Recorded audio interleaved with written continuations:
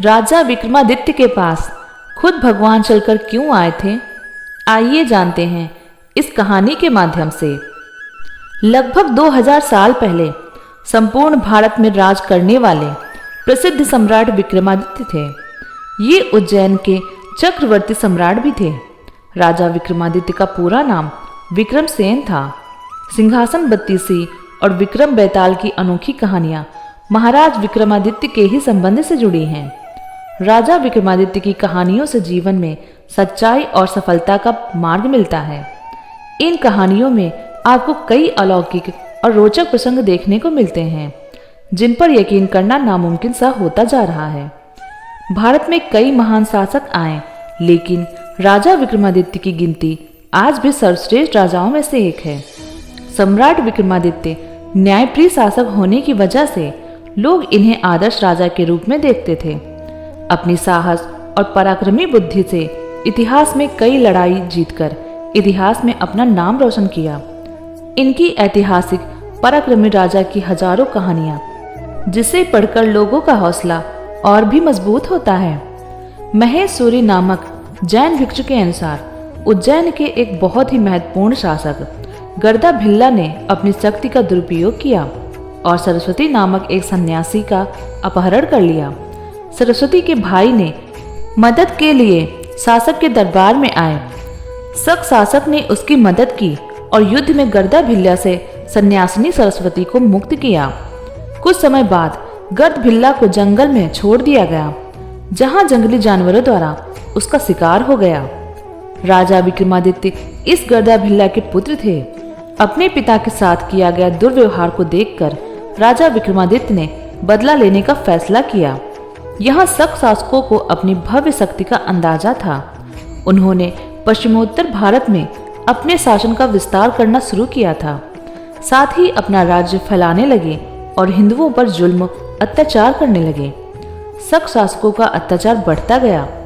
लगभग 78 ईस्वी में राजा विक्रमादित्य ने उस शक शासक को हराया और करूर नामक स्थान पर उसे मार डाला।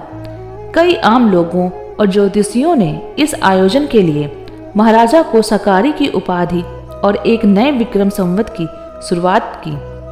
विदेशी शासकों से भारत की भूमि को मुक्त कराने के लिए विक्रमादित्य ने व्यापक अभियान चलाया। कहा जाता है कि उसने अपनी सेना में सुधार किया था। उनकी सेना दुनिया में सबसे शक्तिशाली थी, जिसने भारत में सभी दिशाओं में एक समान अभियान का नेतृत्व किया।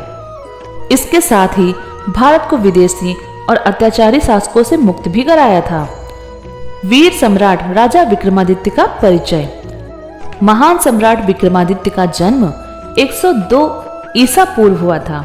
ऐसा माना जाता है कि हालांकि इतिहासकारों के पास जन्म को लेकर अलग अलग मान्यता है। राजा विक्रमादित्य के पिता का नाम गर्द भिल्ला था। उनके और भी नाम थे, जैसे गधर्ववेश, गधर्वसेन। गर्द भिल्ला के पुत्र भर्तृहरि और विक्रमादित्य थे। विक्रमादित्य की माता सौम्यदर्शना थी, जिन्हें मदन रेखा और वीरमती भी कहते थे। विक्रम की एक बहन भी थी, जिसे मैनावती कहते थे। उनकी 5 पत्नियां थीं, मदन लेखा, चिल्ल महादेवी, पद्मिनी, चिल्ल और मलयावती। राजा विक्रमादित्य अपने कौशल्य और उदारता के लिए प्रसिद्ध थे और देवी काली के सर्वश्रेष्ठ भक्त माने जाते हैं। इस देवी की भक्ति के लिए उज्जैन में गढ़ कालिका मंदिर प्रसिद्ध है। राजा विक्रमादित्य ने 100 वर्ष तक राज किया। वे भारत की प्राचीन नगरी उज्जैन के सिंहासन पर राज करते थे। विक्रमादित्य अपनी वीरता, ज्ञान और उदारशीलता के कारण प्रसिद्ध थे। सम्राट विक्रमादित्य अपने राज्य के लोगों के कष्टों और भलाई के बारे में जानने के लिए भेष बदलकर शहर की यात्रा करते थे। राजा विक्रमादित्य ने अपने राज्य में न्यायपालिका को बनाए रखने की पूरी कोशिश की। उन्हें इतिहास में सबसे प्रसिद्ध और न्यायिक राजाओं में माना जाता है। उनके दरबार में 9 रत्न भी रहते थे। इन 9 रत्नों में उच्च कोटि के गणित प्रकांड, विद्वान, विज्ञान के विशेषज्ञ और श्रेष्ठ कवि आदि सम्मिलित थे। 9 रत्नों को रखने की परंपरा राजा विक्रमादित्य ने ही शुरू की, जिसके बाद तुर्क सम्राट अकबर ने भी अपनाया था। विक्रमादित्य का शासन अरब तक फैला था। महाराजा विक्रमादित्य का संपूर्ण वर्णन प्राचीन अरबी साहित्य, भविष्य पुराण और स्कंद पुराण में पढ़ने को मिलता है। उस समय उनका राज्य अरब तक विस्तृत था। वास्तव में विक्रमादित्य का साम्राज्य अरब और मिस्र तक फैला हुआ था और दुनिया भर के लोग उनका नाम जानते थे। इतिहासकारों के अनुसार सम्राट विक्रमादित्य ने उज्जैन पर भारतीय उपमहाद्वीप के साथ साथ ईरान, इराक और अरब पर भी शासन किया था। विक्रमादित्य की अरब पर विजय का संपूर्ण वर्णन अरब कवि जरहम किंतोई ने अपनी पुराण सयार उल ओकुल में किया है। इतिहास ग्रंथों और अन्य पुराणों के अनुसार यह पाया जाता है कि मिस्र और अरब भी विक्रमादित्य के अधीन थे। सायर उल ओकुल नामक ऐतिहासिक ग्रंथ, जो तुर्की के इस्तांबुल शहर की प्रसिद्ध लाइब्रेरी मकतब ए सुल्तानिया लाइब्रेरी में है, उसी ग्रंथ में राजा विक्रमादित्य से संबंधित एक शिलालेख का उल्लेख किया गया है। वो लोग बहुत भाग्यशाली हैं जो राजा विक्रमादित्य के शासनकाल में पैदा हुए और जीवित रहे। वह एक बहुत ही उदार, दयालु और आज्ञाकारी शासक था, जिसने सभी लोगों के जीवन का ख्याल रखा। उन्होंने हमारे बीच हमारे पवित्र धर्म का प्रसार किया। अपने देश में सूर्य से अधिक तेज विद्वान को भेजा ताकि वह शिक्षा की रोशनी फैला सके। शनि और विक्रम की कहानी। उज्जैन के राजा विक्रमादित्य, जिनके पास खुद भगवान चलकर आए थे, एक बार देवता में सबसे ज्यादा श्रेष्ठ कौन है, इसको लेकर वाद विवाद होने लगा। जब विवाद ज्यादा बढ़ा तब सभी देवता देवराज इंद्र के पास पहुंचे और इंद्रदेव से पूछने लगे कि देवराज बताइए, हम सभी देवताओं में से सबसे श्रेष्ठ कौन है। यह प्रश्न सुनकर इंद्रदेव चिंता में पड़ गए कि अब न्याय कैसे करें।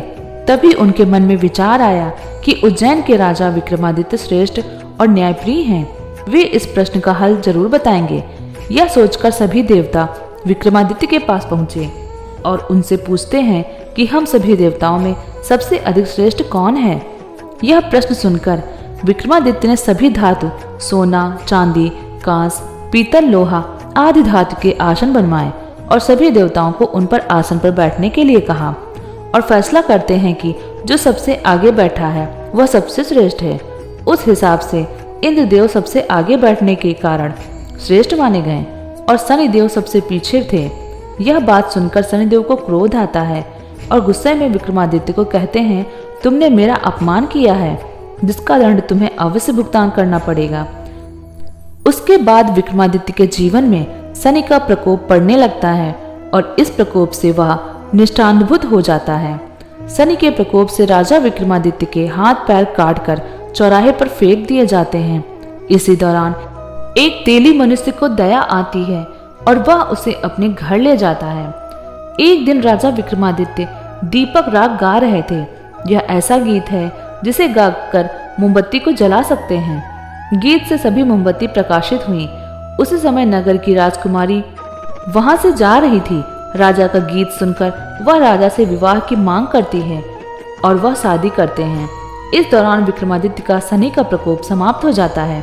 तभी एक दिन शनिदेव विक्रमादित्य के सपने में आते हैं और कहते हैं, यह सारी घटना मेरे क्रोध के कारण हुई। उन पर विक्रमादित्य कहने लगे, हे प्रभु, मेरे जैसा कष्ट आप किसी को मत देना। फिर अगली सुबह हुई तो राजा के हाथ पैर वापस आ जाते हैं। यह चमत्कार देखकर राजकुमारी बहुत प्रसन्न होती है और वह अपने राज्य उज्जैन नगर में वापस जाते हैं और घोषणा करते हैं, शनिदेव श्रेष्ठ हैं।